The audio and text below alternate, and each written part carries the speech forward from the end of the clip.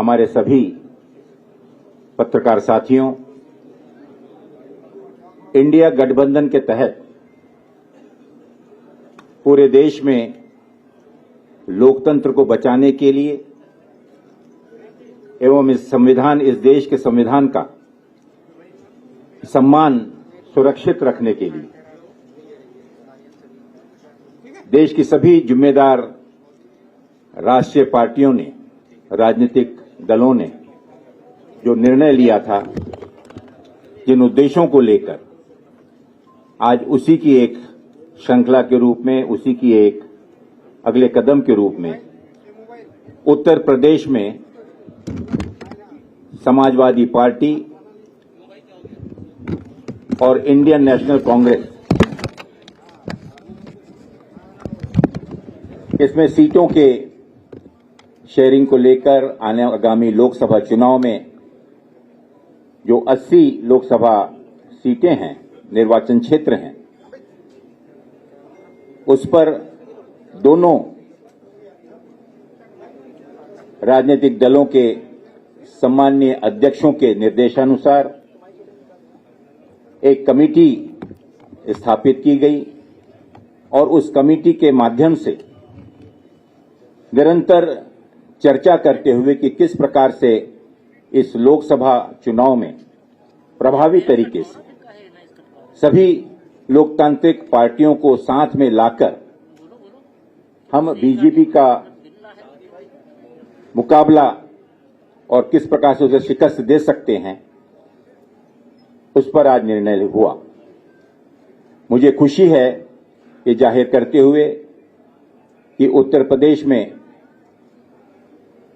आपसी समन्वय से, चर्चा से यह निर्णय लिया गया है कि भारतीय राष्ट्रीय कांग्रेस यहां पर उत्तर प्रदेश में 17 सीटों पर चुनाव लड़ेगी और इस गठबंधन के तहत अन्य जो बची हुई 63 सीटें, इन पर इंडिया गठबंधन के जो भी उम्मीदवार समाजवादी पार्टी के, अन्य दलों के भी जो कि इसमें समावित होकर इस गठबंधन में शामिल होंगे, उनका हम सब में डटकर मुकाबला करेंगे और भारतीय जनता पार्टी को शिकस्त देंगे।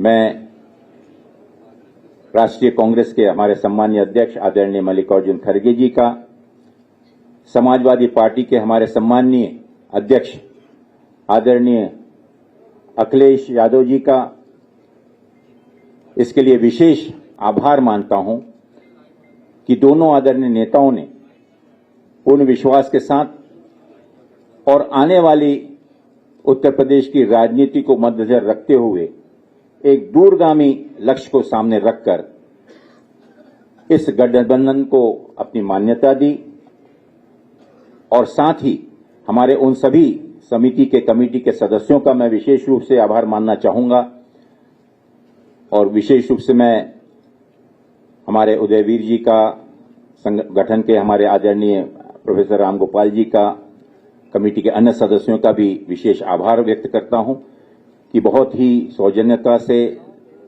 सकारात्मक रूप से जितनी भी चर्चाएं हुई, काफी गहन चर्चाएं जो हुई, उसके बाद यह निर्णय लिया गया और हमें पूरा विश्वास है कि इतनी मशक्कत के बाद जिस निर्णय पर आज हम पहुंचे हैं, आगामी लोकसभा चुनाव में हम मिलकर एकजुट होकर मजबूती के साथ भारतीय जनता पार्टी को मुकाबला ही नहीं करेंगे बल्कि उनको अच्छी टक्कर देकर उनकी शिकस्त करेंगे।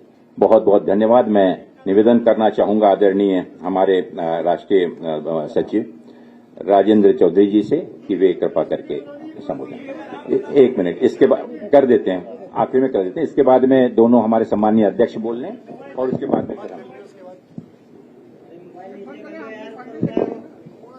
पत्रकार मित्रों, हालांकि हम लखनऊ में आप लोगों से बात कर रहे हैं, लेकिन ये संदेश, भारत को बचाने का संदेश पूरे देश में जा रहा है।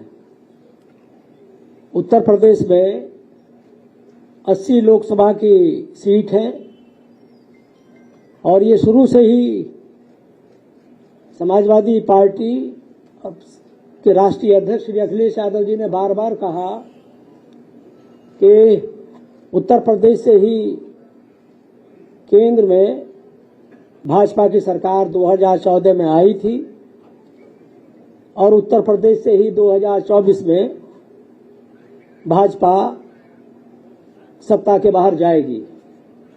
इसी संकल्प के साथ हम लोग यहाँ आपके सामने इस संदेश को लेकर उपस्थित हुए हैं कि हालात देश के बहुत खराब हैं। किसान सड़कों पर है, नौजवान सड़कों पर है, समाज के सभी ऐसे वर्ग जो विगत 10 वर्षों से भाजपा की कुनीतियों का और उनके अन्याय का शिकार रहा है, उन सब को बचाने के लिए, भारत को बचाने के लिए इंडिया गठबंधन के इस सपने को साकार करने का हम भारत के सम्मानित मतदाताओं से और उत्तर प्रदेश के सम्मानित मतदाताओं से निवेदन करते हैं कि जो लोकतांत्रिक अधिकार आप लोगों के पास है, वोट का अधिकार, मतदान करने का अधिकार, उसका आप पूरी ईमानदारी के साथ, पूरी निष्पक्षता के साथ इस राष्ट्र को बचाने में इस्तेमाल करेंगे। हम ये भी निवेदन करते हैं मतदाताओं से, किसान भाइयों से, नौजवानों से, हमारी बहनें जिनके साथ लगातार भाजपा के शासनकाल में अत्याचार हुआ है, उन सभी वर्गों से कि देश में जो घोषित स्थिति पैदा हो गई है, लोकतंत्र के नाम पर सांप्रदायिकता, अन्याय, उत्पीड़न सभी वर्गों के साथ भाजपा ने किया है। आज जरूरत इस बात की है कि भारतीय संविधान जो खतरे में है भाजपा के कारण, उसको बचाना और लोकतंत्र को बहाल रखना, लोकतंत्र की जो स्वस्थ परंपराएं हैं उनको और ताकत देना, ये भारत की जनता के हित में है। हम समाजवादी पार्टी और कांग्रेस पार्टी के प्रतिनिधि जो यहाँ उपस्थित हैं, हमारे प्रदेश अध्यक्ष नरेश उत्तम पटेल जी, अविनाश पांडे जी, अजय राय जी, हम चारों लोग जो एक समझौता हुआ है श्री अखिलेश यादव जी और श्री खड़गे जी के बीच, उसकी घोषणा करने के लिए उपस्थित हुए हैं।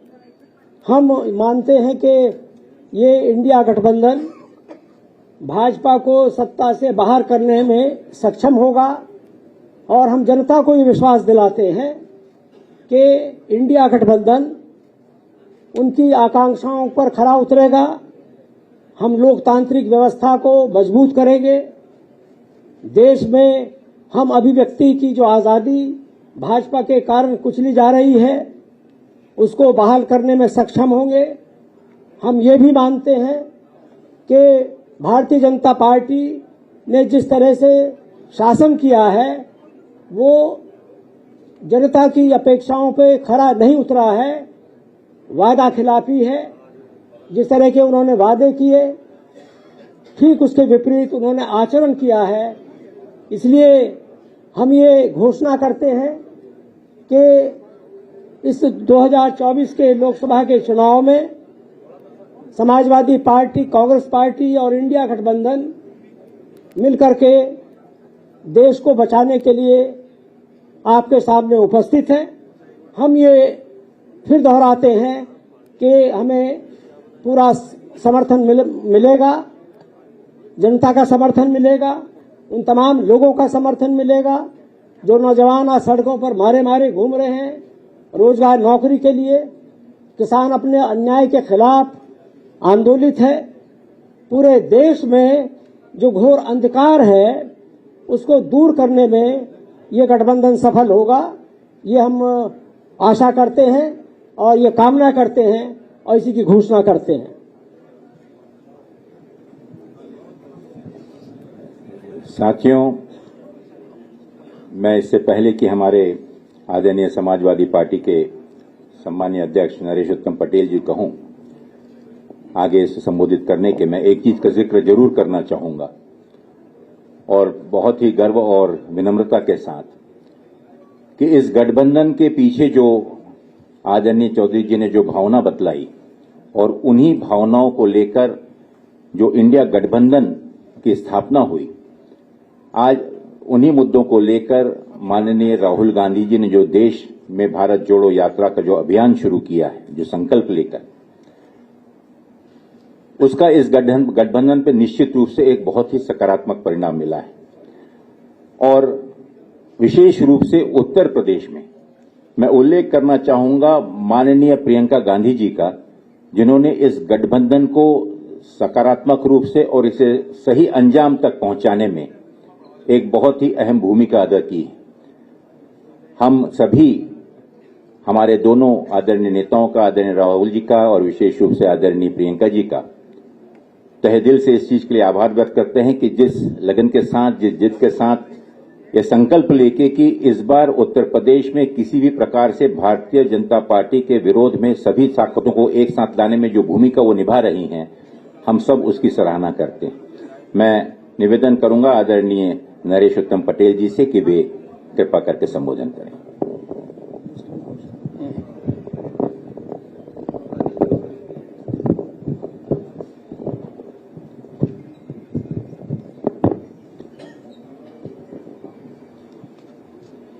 सम्मानित पत्रकार भाइयों,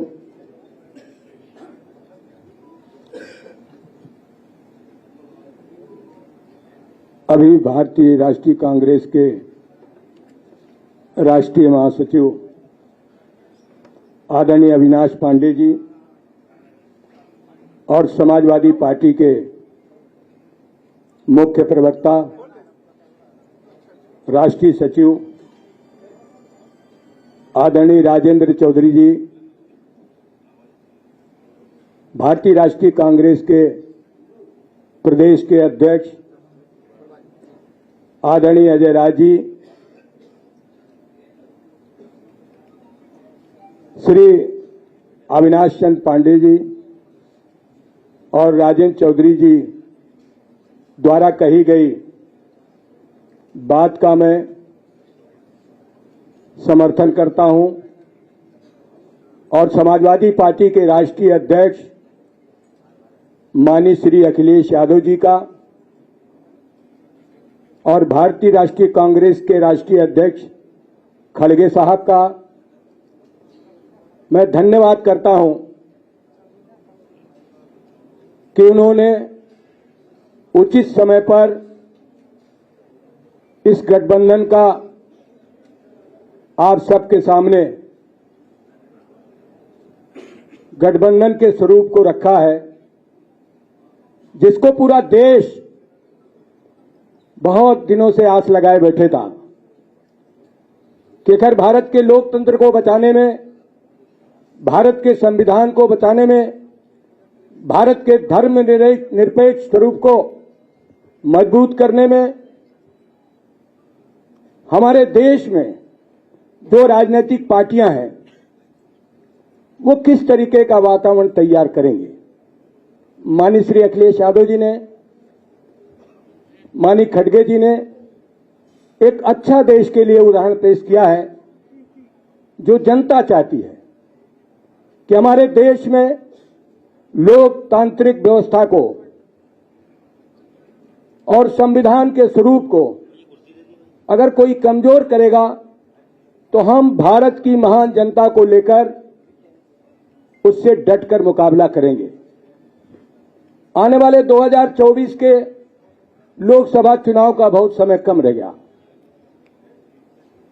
और ऐसे समय में भारतीय राष्ट्रीय कांग्रेस और समाजवादी पार्टी मिलकर ये गठबंधन तय किया है और इस गठबंधन के माध्यम से देश में बढ़ती हुई महंगाई, देश में बढ़ता हुआ भ्रष्टाचार और देश में बढ़ती हुई बेरोजगारी, किसानों की अर्थव्यवस्था की कमजोरी, गरीब लोगों को लगातार परेशान करना जो ताकतें कर रही हैं, उनसे हम सब मिलकर 2024 के चुनाव में भारतीय राष्ट्रीय कांग्रेस और समाजवादी पार्टी मिलकर उसका डटकर मुकाबला करेगी। अभी आदरणीय पांडे जी ने, आदरणीय चौधरी साहब ने ये बात रखी है कि आने वाले समय में जिस गठबंधन के स्वरूप को, इस गठबंधन के प्रोग्राम को हमारे शीर्षस्थ नेता दोनों दलों के आगे के कार्यक्रम देंगे, मैं तो आपके सामने यही कहना चाहता हूं कि समाजवादी पार्टी सदैव देश में सामाजिक सौहार्द को, सामाजिक विषमता को, सामाजिक सौहार्द को मजबूत करने के लिए, सामाजिक विषमता को खत्म करने के लिए, आर्थिक विषमता को खत्म करने के लिए सतत प्रयत्नशील रही है। इसी कड़ी में समाजवादी पार्टी के राष्ट्रीय अध्यक्ष और समाजवादी पार्टी के हमारे सभी नेताओं ने यह प्रयास किया है कि हमारे देश में सामाजिक सद्भाव हो, हमारे देश में सामाजिक विषमता समाप्त हो, हमारे देश में आर्थिक विषमता समाप्त हो। इसलिए हम सब मिलकर उन ताकतों का मुकाबला करेंगे जो देश के लोकतांत्रिक स्वरूप को कमजोर कर रहे हैं।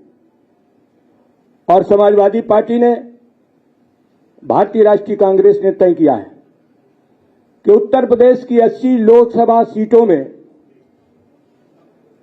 भारतीय राष्ट्रीय कांग्रेस 17 सीटों पर चुनाव लड़ेगी और बाकी जो सीटें हैं 63 उत्तर प्रदेश में, वो समाजवादी पार्टी के राष्ट्रीय अध्यक्ष उन पर अपने प्रत्याशी उतारेंगे।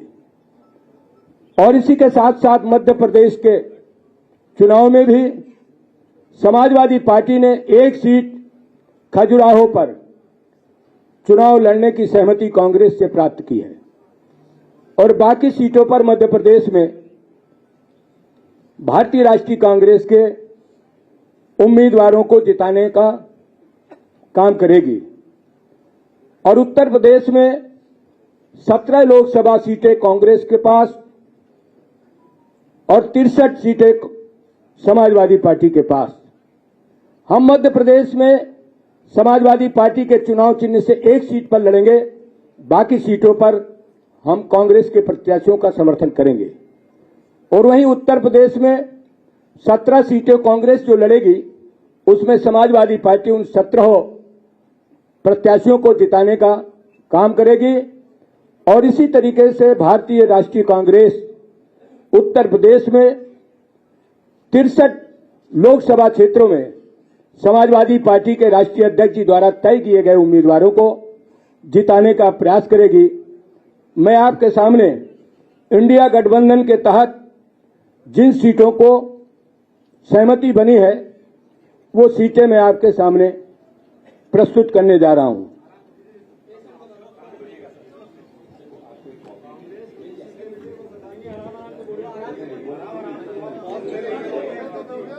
उत्तर प्रदेश में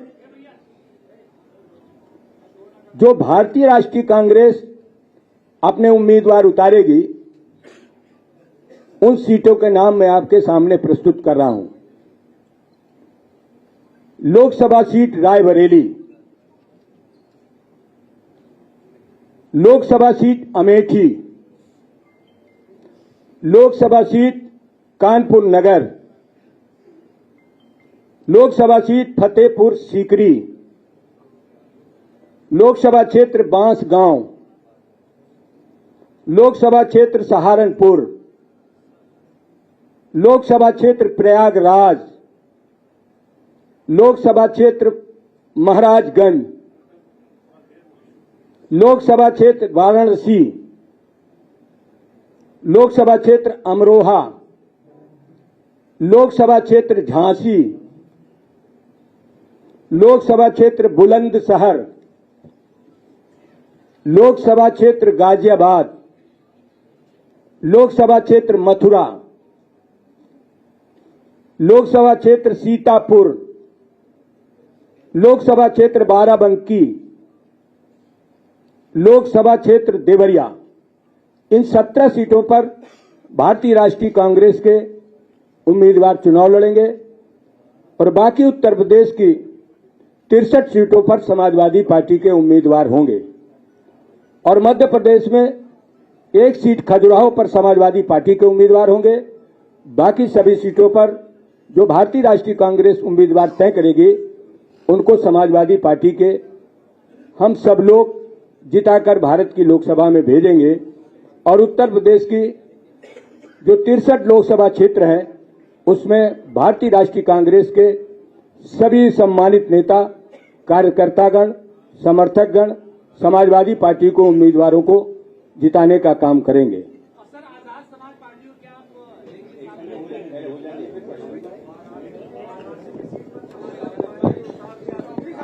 आपके सभी के अगर कोई प्रश्न होंगे तो उसको हम उत्तर देंगे। एक बार औपचारिक हो जाएंगे।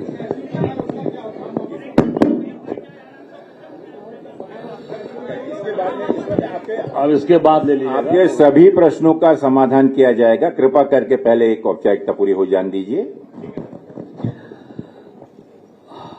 मंच पर हमारे यहाँ उपस्थित आदरणीय हमारे प्रभारी महासचिव अविनाश पांडे जी, हमारे यहाँ प्रदेश के अध्यक्ष समाजवादी पार्टी के नरेश उत्तम पटेल जी, राष्ट्रीय सचिव और प्रवक्ता मुख्य प्रवक्ता राजेंद्र चौधरी जी, यहाँ उपस्थित सभी पत्रकार साथी भाइयों बहनों, पत्रकार छायाकार साथी और सभी कार्यकर्ता साथी, पूर्व के हमारे जितने भी वरिष्ठ लोगों ने अपनी बात रखी है मैं उससे अपने आप को संबद्ध करता हूं और आपसे इतना ही कहना चाहूंगा कि जो ये गठबंधन बड़ा है इंडिया गठबंधन, ये मजबूती से 2024 में अपनी जीत दर्ज कराएगा और एनडीए गठबंधन को हराएगा।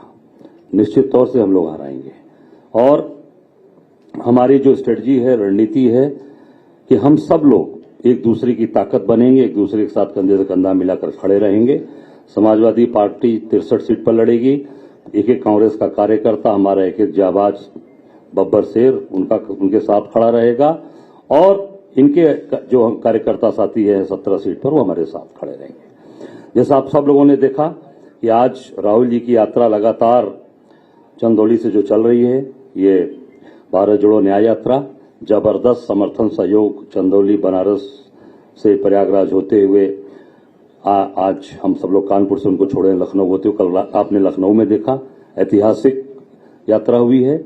और वाराणसी की बात में जिक्र करना चाहूंगा, काशी बाबा विश्वनाथ की नगरी।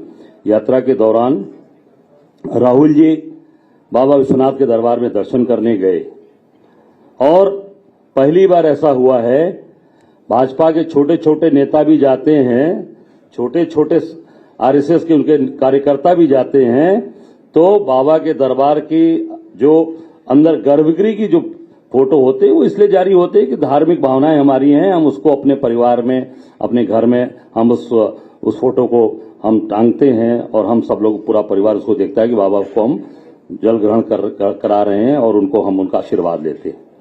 वो चित्र, वो फोटो प्रशासन ने सरकार के दबाव में जानबूझकर जारी नहीं किया और जहां तक मेरी जानकारी है, मैं स्पष्ट बता देना चाहता हूं, मेरे पास जो जानकारी आई कि सुबह मंगला आरती के बाद, विश्वनाथ जी के मंगला आरती के बाद से अंदर का गर्भगृह का सीसी फुटेज कैमरा ऑफ कर दिया गया था, बंद कर दिया गया था। ये सबसे बड़ी सुरक्षा की चूक है और बंद इसलिए कर दिया गया था कि अंदर से राहुल गांधी जी की कोई भी चित्र जारी न हो सके, कोई मिल न सके, इसलिए कि वो विश्वनाथ जी के भक्त हैं, बाबा के भक्त हैं और उनकी चित्र जारी न हो। इस तरीके की जो सोच है भाजपा और एनडीए गठबंधन की, मोदी जी की, मैं समझता हूं कि इसको सफल नहीं होने देगा ये इंडिया गठबंधन जो आज ये समाजवादी पार्टी और कांग्रेस का गठबंधन बना है, निश्चित तौर से अत्याचार अन्याय के खिलाफ हम हर जगह लड़ेंगे। और जहां जहां भी राहुल जी की यात्रा गई, हर जगह paper leak, paper leak, paper leak, police की पेपर लीक। पता चला इलाहाबाद में लाठीचार्ज हुआ है आज। और जो बच्चे सालों से तैयारी कर रहे हैं, गरीब परिवार के बच्चे, आज वो सालों से तैयारी करके कर्जा लेकर उनके पिताजी और उनको पढ़ा रहे हैं, लाखों लाख रुपया खर्चा करके राहुल जी से कर रहे हैं लोग। एक बच्चा तो आज कानपुर में रोने लगा हाथ पकड़ के उनका कि हम लोग तो बर्बाद हो गए। तो आज पीआरओ, एआरओ सबका पेपर लीक। तो पेपर लीक कहां से हो रही है? सरकार इस पर तत्काल कार्रवाई करे, उनको जेल भेजे। और मैं समझता हूं कि जो ये परीक्षाएं अभी हुई हैं, जो पेपर लीक हुआ है, इसको रद्द करना चाहिए। फिर से पुनः परीक्षा कराई जाए, ताकि उस बच्चे जो टैलेंटेड बच्चे हैं उनका भविष्य अंधकार न हो सके। और ये इंडिया गठबंधन मजबूती से अपनी ताकत के साथ 2024 में एनडीए को हम हराएंगे। ये हम निश्चित तौर से पूरी तरीके से आपको विश्वास दिलाते हैं, प्रदेश और देश की जनता को विश्वास दिलाते हैं। हमारी नेता प्रियंका जी जिस तरीके से मेहनत कर रही हैं, लगी हैं, हम सबको उनकी ताकत, उनका बल मिला है। और निश्चित तौर से हम उस ताकत और बल से आगे मजबूती के साथ प्रदेश की जनता और देश की जनता की सेवा कर पाएंगे। और जैसा हमारे अभी पूर्व के वक्ताओं ने, अभी समाजवादी पार्टी के प्रदेश अध्यक्ष ने कहा कि 17 सीट हमारी है, 17 सीट पे हम ताकत के साथ लड़ेंगे और निश्चित तौर से अपनी जीत कराएंगे। धन्यवाद।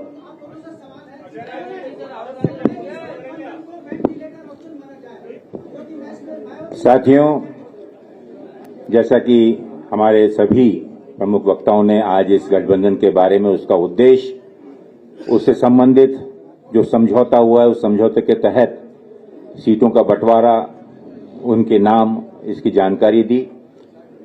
अब आप अगर इसमें कोई अगर प्रश्न पूछना चाहें तो पूछ सकते हैं। जी बोलिए, एक एक करके बोलिए, एक एक करके बोलिए। माइक दीजिए, माइक दीजिए। आज तक से आशीष। एक minute, one by one sir, one by one इधर से आ रहे हैं।